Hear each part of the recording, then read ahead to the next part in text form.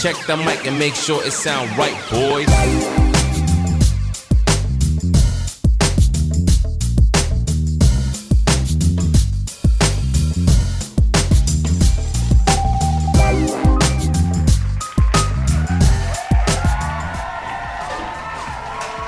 Ah, vous êtes là? Bonne année à tous. Franchement, je comprends les artistes, même les faux applaudissements, ça fait du bien. Je vous laisse l'ascenseur. C'est justement d'un artiste dont on va parler et de son quartier dans le 15e arrondissement de Paris. Alors je sais, le 15e arrondissement de Paris, ça fait pas rêver, mais laisse-toi tenter, laisse-toi surprendre, l'air de rien, il s'y cache quelques pépites, notamment un quartier où la nature, la culture et l'économie racontent une histoire assez pop de la société parisienne. Un quartier qui a pas mal changé. Ici, dans les années 50, c'était la campagne. Merci Jean-Louis. Le parc Georges Brassens, tout un programme. Georges, bienvenue chez toi et vous, bienvenue chez lui. Je reste quoi? Je passe pour un je ne sais quoi. Je ne fais pourtant de tort à personne en suivant mon chemin de petit bonhomme. Mais les bras... Commençons par rappeler qui tu es, Georges. Georges Brassens, tu es depuis les années 50 l'un des boss de la chanson française. Presque 40 ans après ta mort, on entend toujours Les copains d'abord, les copains d'abord. Auteur, compositeur, interprète, une voix grave qui chante une poésie chaude, toujours engagée, souvent acide. Ta moustache et ta pipe font partie du patrimoine. On va parler de ta connexion avec le quartier, avant ça un coup d'œil au parc qui porte ton nom, inauguré en 1985.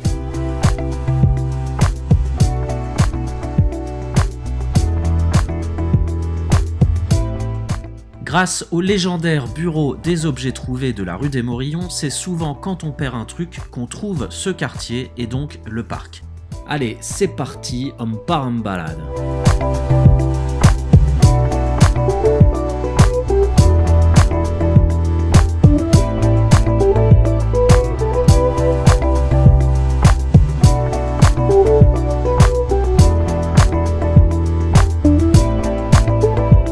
Point actu, le parc sera bientôt encore plus beau, tout le quartier retient son souffle avant la fin des travaux du bassin central.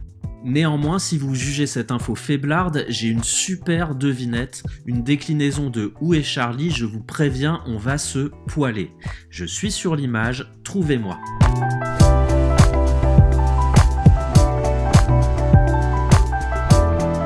Voilà.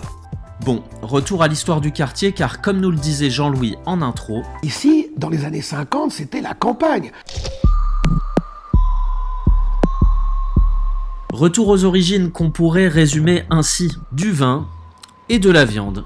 Du vin pour les vignes de Pinot Noir qu'on trouve sur la petite colline du parc, plantée en mémoire des vignobles de Périchaud qui couvraient les terres environnantes au XVIIIe siècle. Aujourd'hui, l'appellation Clos des Morillons est en importance la seconde production de vin de Paris, après celle de Montmartre.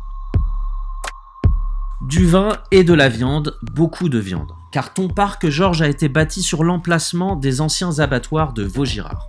De la fin du 19e siècle jusqu'aux années 70, c'est ici, comme à la Villette, qu'on abattait et qu'on vendait des tonnes et des tonnes de bêtes, notamment des chevaux.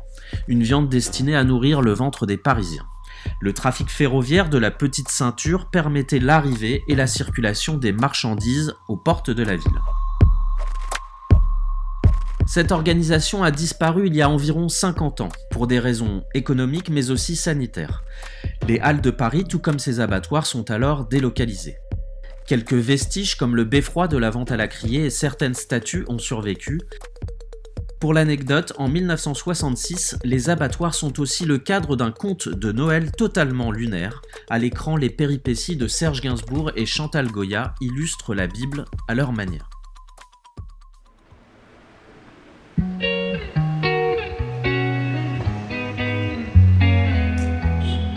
Revenons à toi, Georges. Georges Brassens, tu es un contemporain de cette époque, de ce petit Paris paysan, marchand et sanguinolent. En 1944, toi, le natif de Sète, tu t'installes chez Jeanne et Marcel dans une petite impasse du tout proche 14e arrondissement. Une maison très modeste où malgré le succès tu resteras l'air de rien plus de 20 ans.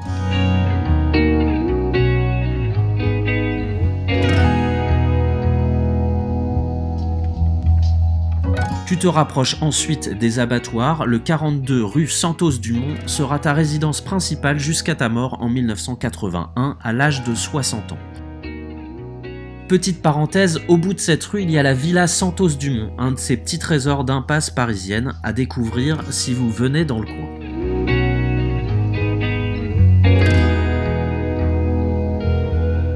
Back in the days, the place to be, l'adresse des adresses, c'est un bistrot et c'est chez Valzac.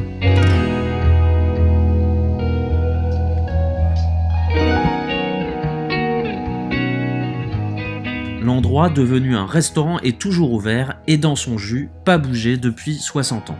La voix éraillée de Jean-Louis nous raconte.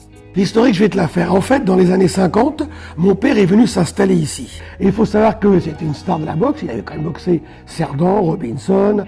Il était numéro 2 ou 3 dans le monde. Il a été champion d'Europe de boxe. Donc, si tu veux, les gens qui venaient ici venaient non seulement pour boire un coup, mais en plus pour voir mon père. Et là-dedans, t'avais Belmondo, Lino Ventura, Jean Gabin, Bourvil et surtout Georges Brassens. Donc, Brassens venait manger ici. Aimait beaucoup ma mère, d'où la chanson Le Bistrot. Alors l'esprit du quartier à l'époque, c'était les abattoirs, c'était comme les anciennes haltes, très populeux, très populaire, ça transmettait de la viande. Il faut savoir une chose, ici c'est devenu un petit peu, je dirais bourbeau, mais ici, dans les années 50, c'était la campagne. Mon père élevait des poules et des canards dans le jardin, avec d'ailleurs Brassens, ils avaient des tomates, ils avaient des laitues, il y avait des poules et des canards, et ils faisaient le casse-croûte. Il suffisait d'aller en face, aux abattoirs de Vaugirard, et les mecs te donnaient en troc une côte de bœuf, une entrecôte, etc.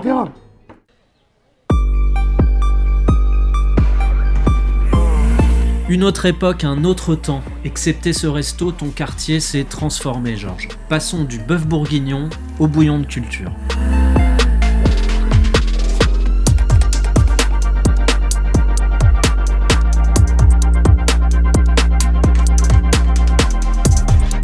Voici Un totem dans la ville, réalisé en 2018 par le street artiste parisien Dacruz.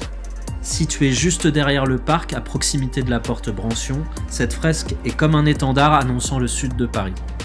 Ses formes aux couleurs vives et saturées s'inspirent de masques précolombiens. Peinte sur un mur de la cité des Périchots, c'est l'œuvre la plus imposante de Dacruz.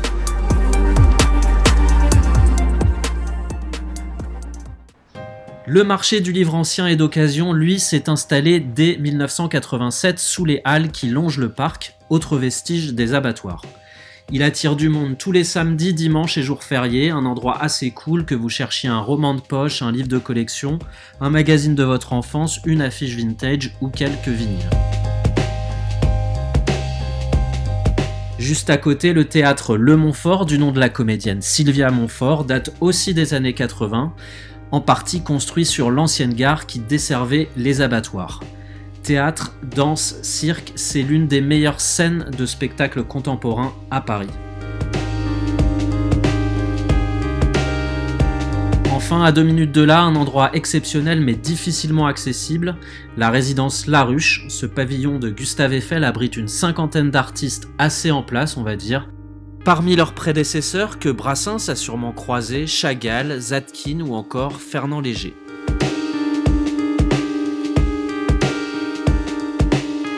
Si tu as d'autres questions à me poser, tu peux. Il a raison Jean-Louis, si tu as des questions, des suggestions sur cette vidéo ou d'autres sujets, n'hésite pas à laisser un commentaire ici ou sur nos différents profils. J'ajouterai pour conclure que le quartier Georges Brassens est à 10 minutes à pied des puces de la Porte de Vanves, un incontournable de l'Antiquité et de la brocante.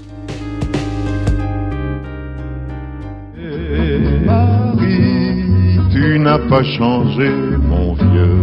Tu as raison Georges, Paris change peu, mais ton quartier n'a sûrement pas fini de te surprendre. À court terme, c'est de la porte de Versailles voisine que pourrait venir le changement, construction attendue de la Tour Triangle et surtout certaines épreuves des Jeux Olympiques en 2024. À suivre. Merci encore à toutes et à tous de nous suivre. L'équipe de l'Air de Rien vous souhaite une super année 2021. Sortez couverts et sortez ouverts et sait-on jamais. Peut-être à bientôt chez Georges dans le 15e.